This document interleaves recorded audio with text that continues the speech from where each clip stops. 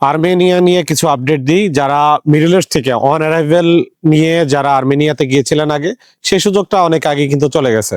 তো এখন কিভাবে যাওয়া যায়? এখন যাওয়া যায় যদি কেউ আপনাকে ইনভাইটেশন দেয়, আপনি ট্যুরিস্ট ভিসা নিয়ে এখনো যেতে পারবেন।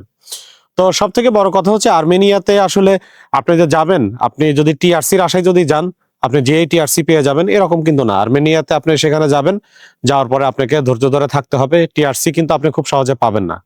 আপনি যে একদমই পাবেন না বিষয়টা এরকম না, পাওয়া যাবে। পাওয়ার অনেকগুলো মাধ্যম রয়েছে, কিন্তু আপনাকে সময় দিতে হবে।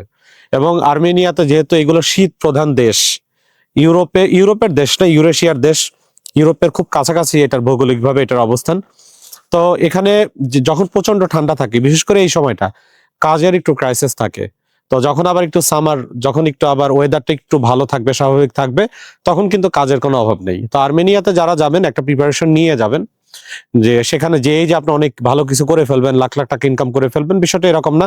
তবে সময় দিলে আর্মেনিয়াতে অনেক ভালো করা সম্ভব। হুম।